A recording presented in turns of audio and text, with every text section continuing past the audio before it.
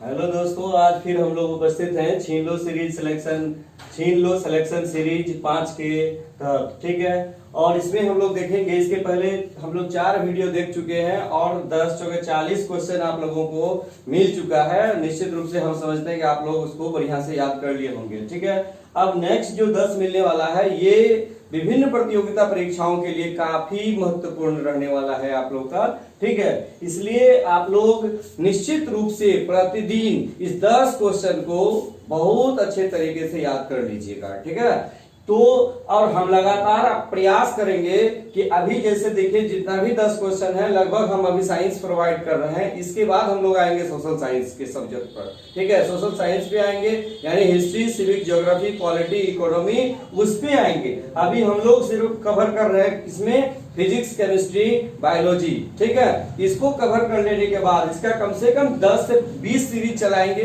20 series के बाद ठीक है हम आ जाएंगे कहाँ, 21वां सीरीज में सोशल साइंस के सब्जेक्ट्स पर, यानी कि history, civic, geography, polity, economics पर। ठीक है, उसके बाद फिर हम एक अगला सीरीज का शुरुआत करने वाले हैं जिसमें ट्रेडिशनल जीके होगा। आप लोग देखना बिल्कुल ना भूलें। ठीक है, एकदम पैसेंस रखें। आप लोगों को यहाँ से इस प्लेटफॉर्म से सारा कुछ मिलने वाला है जो कि एग्जाम के दृष्टि से बहुत ही महत्वपूर्ण रहने वाला है आप लोगों का। ठीक है, तो चलिए हम लोग आज शुरू करते हैं। पहला क्वेश्चन इसमें कह रहा है क्या कि फ़ारेनहाइट तथा सेल्सियस माप में किस तापमान पर पाठ्यांक समान होता है। ठीक है, यानी कि जैसे देखिएगा कि फ़ारेनहाइट में और सेल्सियस तापमान में दोनों में जो टेम्परेचर बराबर होगा वो कितना में होगा, -40 डिग्री सेंटीग्रेड में होगा। कितना में होगा, -40 डिग्री सेंटीग्रेड में होगा। इसको बहुत अच्छी तरह से याद कर लीजिएगा, ये बार बार पूछा जाता है। और एक आप लोगों को फॉर्मूला हम बता दे रहे हैं कि जैसे देखिएगा कि रूमर स्केल होता है, सेल्सियस होता है और फ़ारेनहाइट होता है। 3 प्रकार का जो है हमारे पास जो है तापमान मापने का पैमाना होता है। लेकिन इसमें हम लोग देखते हैं क्या कि यदि आर का दिया हुआ है, मान लीजिए कि रूमर स्केल में आपको दिया हुआ है कि ये 15 है, ठीक है, वो 15 डिग्री है, तो आप उसको फ़ारेनहाइट में चेंज कीजिएगा। तो कैसे कीजिएगा, जैसे देखिएगा R/8 बराबर C/5 बराबर F-32/9, यानी कि जैसे देखिए R/8 दिया हुआ है और F-32 यानी F निकालना है, तो आप सीधे क्या कीजिएगा, R/8 बराबर F-32/9। ठीक है, अब इसको कैलकुलेट कीजिएगा तो आपका आंसर निकल जाएगा। ठीक है, या फिर सेंटीग्रेड का दिया हुआ है और फ़ारेनहाइट का निकालना है, उस स्थिति में आप क्या कीजिएगा, C/5 बराबर F-32/9। ठीक है, आप इसको याद रखिएगा तो आपका फ़ारेनहाइट पैमाना आसानी से, फ़ारेनहाइट में जो भी निकलेगा वो आंसर आपका आसानी से निकल जाएगा। यानी कि फ़ारेनहाइट को सेल्सियस में चेंज करना हो या सेल्सियस को रूमर स्केल में चेंज करना हो, उसके लिए R/8 बराबर C/5 बराबर F-32/9, इतना आप याद रखिएगा। फॉर्मूला आप किसी को किसी में चेंज कर सकते हैं। ठीक है, पिछले बार शायद 64वीं बीपीएससी में इससे रिलेटेड क्वेश्चन पूछा गया था, तो निश्चित रूप से कहीं भी पूछा जा सकता है। आपके पास फॉर्मूला होगा तो सेल्सियस को फ़ारेनहाइट में बदल सकते हैं, फ़ारेनहाइट को रूमर में बदल सकते हैं, कोई बड़ी बात नहीं है। ठीक है, नेक्स्ट क्वेश्चन देखिएगा, किस रोग में रक्त का थक्का नहीं जमता है, यानी कि ब्लड क्लॉट नहीं होता है। एक बार यदि कट जाता है तो वह फिर रक्त का थक्का नहीं जमता है, शरीर का पूरा ब्लड निकल जाता है। ठीक है, और लोग की यानी मनुष्य की मृत्यु तक हो जाती है। ये कौन सा बीमारी है, ये आपका हीमोफीलिया बीमारी है। कौन सी बीमारी है, हीमोफीलिया बीमारी। इसको हम लोग रॉयल डिजीज के नाम से भी जानते हैं। कौन सा डिजीज, रॉयल डिजीज।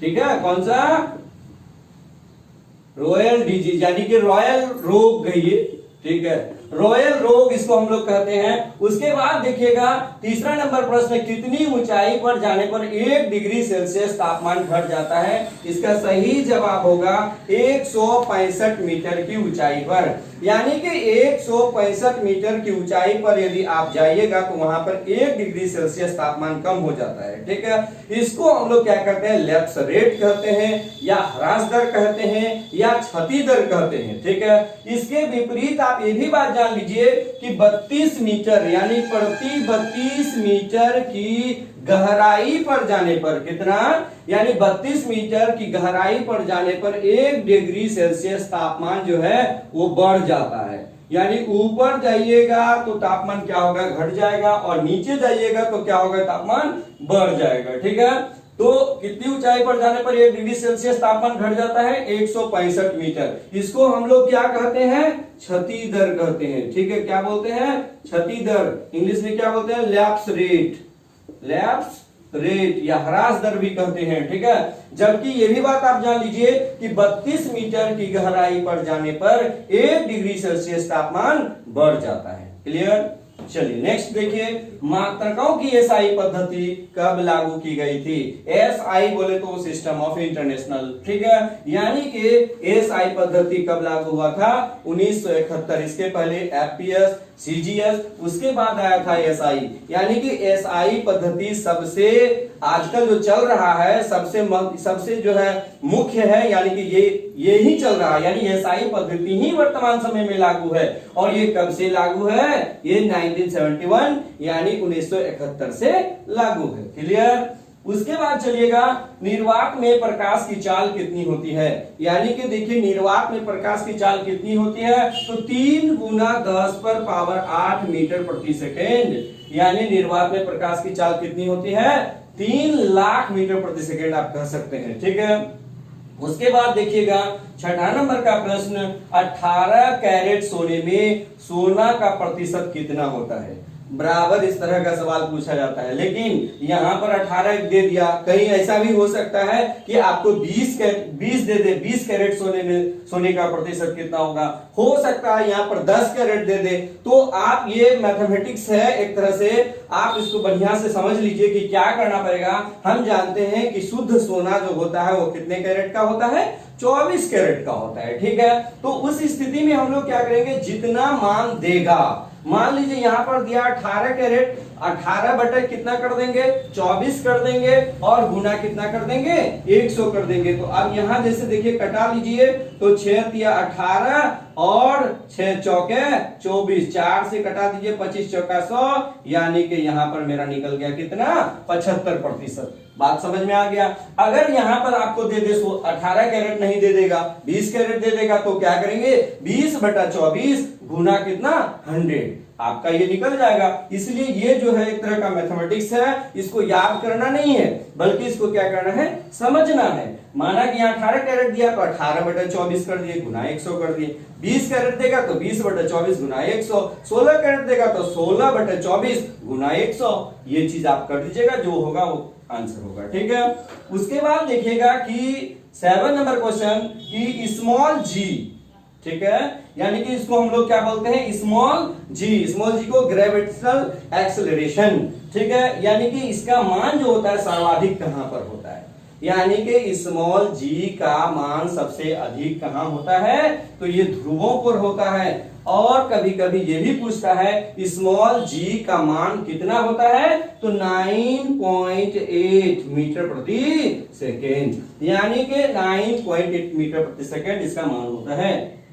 वहीं पर यदि पूछे ग्रेविटेशनल कांस्टेंट, यानी कि गुरुत्वाकर्षण नियतांक का मान, यानी कि कैपिटल जी, आप इसको यहां पे देख लीजिएगा, कैपिटल जी का मान होता है 6.67 into 10 to the power -11 metre square प्रति KG square, newton metre square प्रति केजी स्क्वायर इसका मात्रक होता है। ठीक है, यानी कि कैपिटल जी का मान 6.67 into 10 to the power -11 newton metre square प्रति केजी स्क्वायर। ठीक है, ये कैपिटल जी का मान होता है, उसको भी याद रख लीजिएगा। उसके बाद 8वां नंबर क्वेश्चन में चलते हैं। इसमें कह रहा है कि एलपीजी लिक्विफाइड पेट्रोलियम गैस का मुख्य घटक क्या है, तो इसका मुख्य घटक बार बार पूछा जाता है। इसका मुख्य घटक है नॉर्मल ब्यूटेन और आइसोब्यूटेन। ठीक है, नॉर्मल ब्यूटेन और आइसोब्यूटेन। और आपको पता होगा एलपीजी में जो गंध होता है,